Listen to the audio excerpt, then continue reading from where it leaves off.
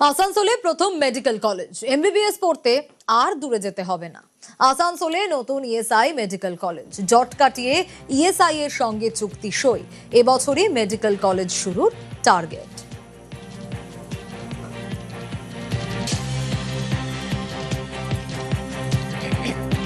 ESI হাসপাতাল medical college যদি হয়, আমরা medical college Durgapur, Bardhaman medical college এইসব জায়গায় আমাদেরকে যেতে হতো। সেই জন্য যাতে আমাদের যেতে না হয়, আমাদের এখানকার ছেলেমেয়ের পড়াশোনার সুবিধা হবে, সুচিকিৎসা পাবে, এটাই তো আমরা চাই, এটাই তো আসানসোলবাসীর দরকার। সুবিধা তো অনেকটাই বাড়বে, কারণ সাধারণ মানুষ এখানে তো অনেক দূর দূর যেতে হয়, এখানে আরও বেটার হবে।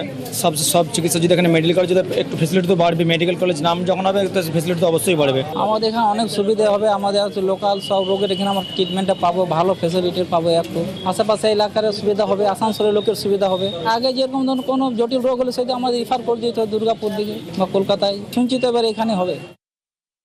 আসানসোল একটা শিল্প শহর এবং এই শিল্প শহরে অসংগঠিত শ্রমিক প্রচুর।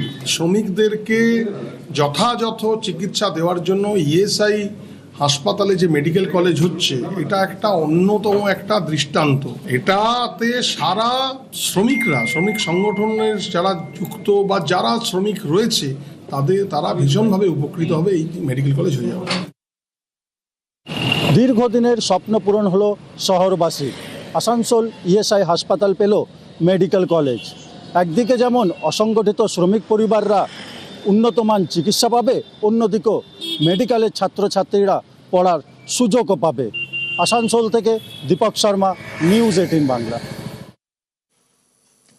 সাইবার প্রতারণা ঠেকাতে পুলিশি উদ্যোগ। নারী সুরক্ষা নিশ্চিতে গ্রামে গ্রামে টহল এগরা থানার পুলিশের উদ্যোগেই উইমেন ও সাইবার হেল্প ডেস্কের উদ্যোগ। রুট মার্চ এরিয়া ডমিনেশন করে সচেতনতার বার্তা।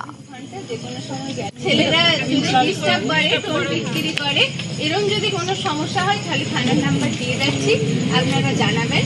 বা আপনাদের যদি কোনো রকম কিছু সমস্যা হয় আপনারা থানায় যাবেন। আপনারা 24 ঘন্টা যে কোনো সময় গেলে আমরা আছি আপনাদের জন্য, যেরকম করে পারবো আপনাদের সলভ করবো। সাইবার হেল্প ডেস্কটা কি, আপনারা অনেক ক্ষেত্রে কি হয়, আপনাদের বাড়ির বাচ্চারা হোক বড়রা হোক, অনেক ক্ষেত্রে ভুল করে ওটিপি শেয়ার করে দেয়। এখন যেমন এটা খুব হচ্ছে, অন্নপূর্ণা ভান্ডারের নাম করে হচ্ছে ভুল করে ওটিপি দিয়ে দিচ্ছে, ভাবছে আমার পয়সা এসে যাবে, কিন্তু ওই ফোনের সাথে যে অ্যাকাউন্ট লিঙ্ক আছে তার থেকে পয়সা কেটে নিচ্ছে। 10,000, 12,000, 15,000, 20,000 যা থাকছে সেই অ্যামাউন্টটা কেটে নিচ্ছে। বা কোনো লিঙ্কে ক্লিক করে দিচ্ছেন বা কোনো পিডিএফ ডাউনলোড করে দিচ্ছেন, আপনার ফোন থেকে হিউজ অ্যামাউন্ট একটা কেটে নিচ্ছে। ফের দলের কর্মীদের কড়া বার্তা শ্রমিক ভট্টাচার্যের। এর আগেও বহুবার তিনি কড়া বার্তা দিয়েছেন, এবার আরো একবার কড়া বার্তা। নিচু তলায় বিচ্যুতি দেখলেই অ্যাকশন, কড়া বার্তা বিজেপি রাজ্য সভাপতির। আরো বিস্তারিত এই বিষয়ে জানাতে পারবে প্রীতিশ, রয়েছে আমার সঙ্গে। প্রীতিশ, এর আগেও আমরা দেখেছি তোলাবাজি, এ ধরনের কোনো কাজ, দুর্নীতি, জিরো টলারেন্সের কথা বারবার বলা হয়েছে। শ্রমিক ভট্টাচার্য বারবার বার্তা দিয়েছেন কর্মীদের উদ্দেশ্যে। আরো একবার দলের কর্মীদের কড়া বার্তা, এবার কি বললেন তিনি?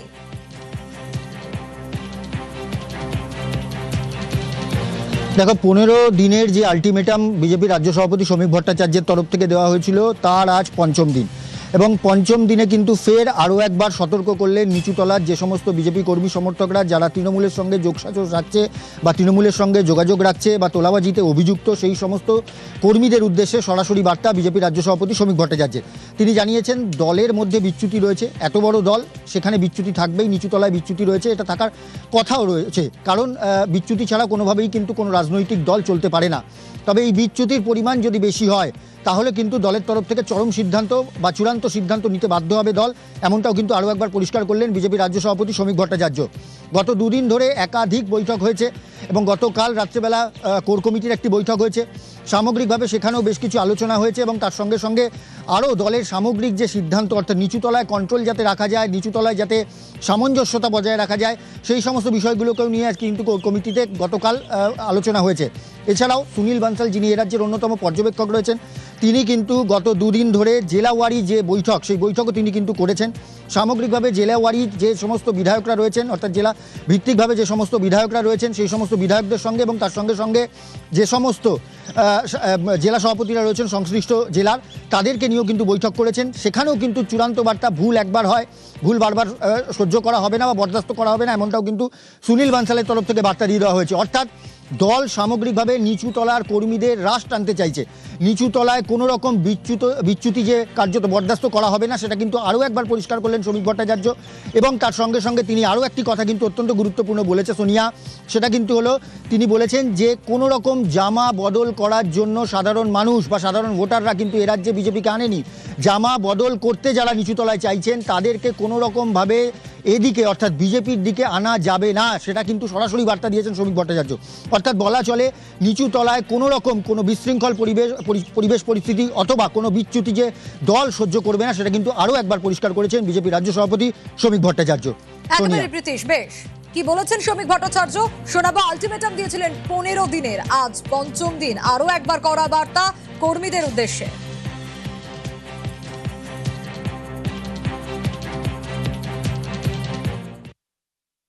যেখানে বিচ্যুতি দেখা যাচ্ছে সেখানে দলীয় সংগঠনের পক্ষ থেকে ব্যবস্থা নেওয়া হচ্ছে এবং রাজ্যের মুখ্যমন্ত্রী শুভেন্দু অধিকারী তিনি প্রথম দিন থেকেই কঠোরভাবে এটাকে দমন করার চেষ্টা করছে। কোনো রাজনৈতিক দল এখনো পর্যন্ত তৈরি হয়নি যার সামান্যতম বিচ্যুতি না থাকে। যে অত্যাচার তৃণমূল কংগ্রেস 15 বছর ধরে করেছে তার যদি প্রতিক্রিয়া হতো তাহলে অনেকেই লিঞ্চিংয়ে মারা যেত, সেটা হয়নি। সমস্ত বিধায়করা অক্ষত আছেন, সমস্ত মন্ত্রীরা অক্ষত আছেন, সমস্ত কাউন্সিলর অক্ষত আছেন।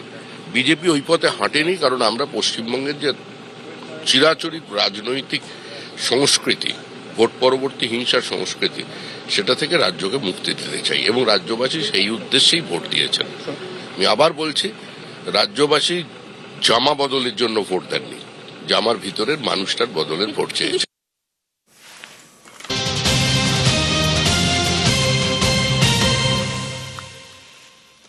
কোনো রাজনৈতিক ফায়দার জন্য ডিলিমিটেশন হয় না, মন্তব্য করেছেন বিজেপির রাজ্য সভাপতি শ্রমিক ভট্টাচার্য। তার সাফ বার্তা, কোনো রাজনৈতিক ফায়দার জন্য ডিলিমিটেশন হয় না। কোনো রাজনৈতিক ডিভিডেন্ডের কারণে কোনো ডিলিমিটেশন হয় না। কলকাতার উপরে মানুষের চাপ বেড়েছে, মানুষ শহরমুখী হয়, এটা অত্যন্ত স্বাভাবিক বিষয় এবং এক্ষেত্রেও কলকাতা কর্পোরেশনের পরিষেবার স্বার্থে, মানুষের স্বার্থে কলকাতায় আজকে সেখানে ডিলিমিটেশন করা হচ্ছে। ওয়ার্ডের সংখ্যা যদি বাড়ে, যত বেশি ব্যবস্থা বিকেন্দ্রীকৃত হবে তত মানুষের পরিষেবা সুযোগ বাড়বে, সেই উদ্দেশ্যেই হয়তো এই কাজটা করা হচ্ছে। পুরসভার তকমা পাচ্ছে কোলাঘাট। আগের সরকারের আমলেই ঘোষণা হয়েছিল, কিন্তু ঘোষণা হলেও কার্যকর হয়নি। বদলের বাংলায় এবার পুরসভার তকমা মিলছে, প্রশাসনিক তৎপরতাও শুরু। পুরসভার তকমা পাচ্ছে কোলাঘাট। আগের সরকারের তৃণমূল জামানায় ঘোষণা হয়েছিল যে কোলাঘাট পুরসভার তকমা পাবে, কিন্তু তার পাওয়া যায়নি। ঘোষণা হলেও কার্যকর হয়নি। বদলের বাংলায় পুরসভার তকমা মিলছে, প্রশাসনিক তৎপরতাও শুরু।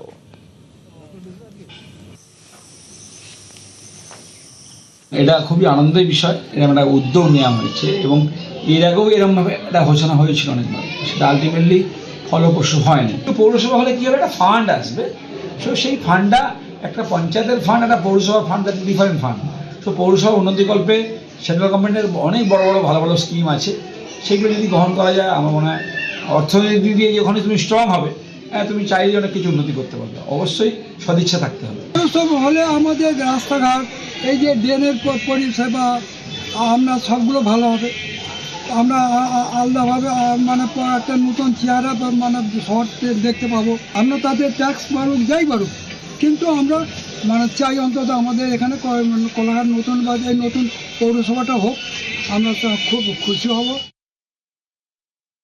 আজকে নতুন করে নতুন রাজ্য সরকার ৫ম পৌরসভা হিসাবে কোলাঘাটকে স্বীকৃত করেছে। ফলে পৌরসভা হওয়া মানে তার যে বেনিফিট সেটা আপামর জনসাধারণ সবাই পাবেন। ইতিমধ্যেই ঘোষণা হওয়ার সময়কাল থেকেই কোলাঘাটবাসীর মধ্যে ব্যাপক আনন্দ উদ্দীপনা আমরা প্রতিনিয়তই আমরা পর্যবেক্ষণ করছি। সকলেই চাইছেন যত তাড়াতাড়ি এটা কার্যকরী রূপ, সেই কার্যকরী রূপ খুব তাড়াতাড়ি হবেন। আমাদের মহামান্য রাজ্য সরকারের জনপ্রিয় মুখ্যমন্ত্রী তিনি আমাদের জেলার সবটাই তো তালুর মধ্যে অবস্থান করছেন, ফলে জেলার প্রবেশদ্বার কোলাঘাট, সেই কোলাঘাটকে ঢেলে সাজানোর দায়িত্ব তিনি নিচ্ছেন পৌরসভা উপহারের মাধ্যম দিয়ে। ফলে কোলাঘাটবাসীর যে দীর্ঘদিনে যা দাবি ছিল সেই দাবি দ্রুত পূরণ হতে চলেছে এই সরকারের মাধ্যমে। আমরা সব সার্ভে করে বিডিও সাহেব সব পাঠিয়েছেন। কোলাঘাট ব্লকের যে আছে 4টা গ্রাম পঞ্চায়েত ফুল, একটা গ্রাম পঞ্চায়েত যে আছে পার্সেল, 2টা মজা, আর শহীদ মাতঙ্গিনী ব্লকের 2টা জিপি আসছে, একটা যে জিপি আছে ফুল, একটা लगभग 75%। তো এটা প্রপোজাল রেডি হয়ে গেছে আর রেজলিউশন বিডিও সাহেব সব রেডি করে নিয়েছেন। অল পলিটিক্যাল পার্টি মিটিং করে পপুলেশন নিয়ে সার্ভে চলছে, যে পুরো ডিটেলস যেভাবে আমাদের কাছে চলে আসবে আমরা ফার্দার অ্যাকশন জন্য ডিপার্টমেন্টে পাঠিয়ে দেবো। কোলাঘাটে পৌরসভা হওয়া উচিত ছিল এর অনেক আগে। এই বর্তমান সরকার পৌরসভার জন্য ঘোষণা করেছে। এই ঘোষণা করে যদি পৌরসভা করে তাহলে কোলাঘাটের মানুষ নিশ্চয়ই সেটাকে সদরে গ্রহণ করবে। কিন্তু পৌরসভা ঘোষণা করার পর যদি পৌরসভা না হয় তাহলে সরকারের প্রতি মানুষের বিরূপ ধারণা হবে। তবে পৌরসভা হওয়ার যোগ্য কোলাঘাট, পৌরসভা হলে ভালো হয়। কোলাঘাট নদী তীরে গড়ে ওঠা এই শহর পুরসভার তকমা পেতে চলেছে। সরকারি সিদ্ধান্তের কথা জানার পর খুশি প্রকাশ করছেন এলাকার বাসিন্দারা। তারা চাইছেন দ্রুত সিদ্ধান্ত কার্যকর করুক প্রশাসন, সরকার। কোলাঘাট থেকে ক্যামেরায় সর্বানন্দ মিশ্রের সঙ্গে সুজিত ভৌমিক, নিউজ 18 বাংলা।